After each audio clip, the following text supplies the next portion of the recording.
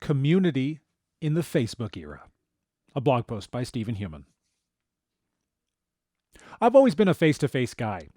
There has rarely been a time in my life when my phone has rung and I've actually wanted to answer. Seriously, I hate talking on the phone, even with people I want to talk to. I like personal interactions and face-to-face communication. Even as a kid, I was that way. Something about talking on the phone always seemed somewhat superficial to me, like I was missing parts of the conversation or hiding who I really was. It's kind of neurotic, I know, and I don't say this to tell people not to call me. Call me, I'll answer with a smile. The point is, I've always felt the distance between the person with whom I'm communicating via telephone. Enter social media. I fought joining Facebook and other similar platforms during the early years. In fact, at one point, I swore never to join Facebook. I thought of it as a platform for people to talk about what they were eating and sharing unnecessary life details. And for a while, that's kind of what it was. But social media evolved, and I came to understand the importance of it. Community suddenly became global. People I'd met while working and serving in Brazil were now a click away. Photos of their children, experiences, and heartaches all came center stage, and I could share mine too. The distance persisted, though. Studies began to show how we compare ourselves to others on social media and fall into depression because we only share our brightest moments. In-person communication dropped. Texting became the norm. Full disclosure, I love texting. It's the best. But texting, like social media, puts distance between the individuals communicating. It cuts out key elements of our understanding of what another person implies and the meaning behind their words.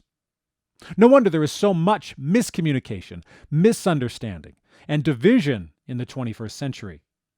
It's not because we're suddenly more or less able to empathize with other people and their worldview, it's that we're not communicating in the most effective ways.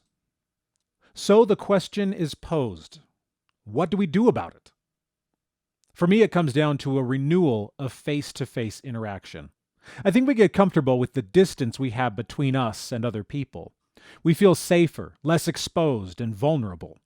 We see it in marriages, we see it in friendships, we see it in political rivals. It's easy to go unchallenged in what we think and feel when the only voice we hear is our own.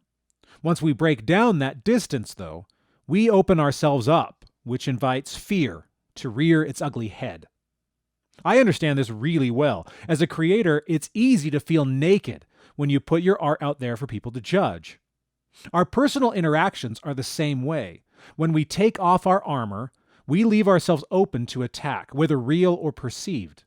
And Facebook, Instagram, and all the other social media marvels have provided us with very comfortable armor. Casting it off isn't easy. Neither is rebuilding community, though.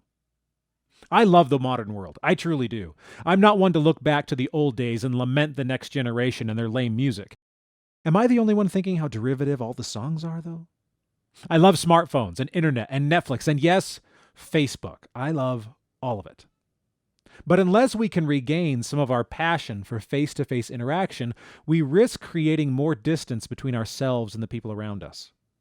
That may sound a little superficially pious coming from a blog post, but I needed to put my thoughts somewhere.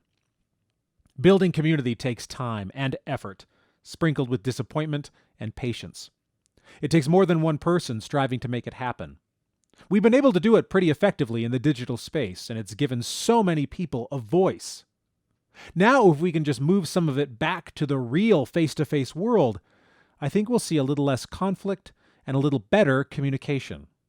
We'll add real laughter, real tears, and real empathy.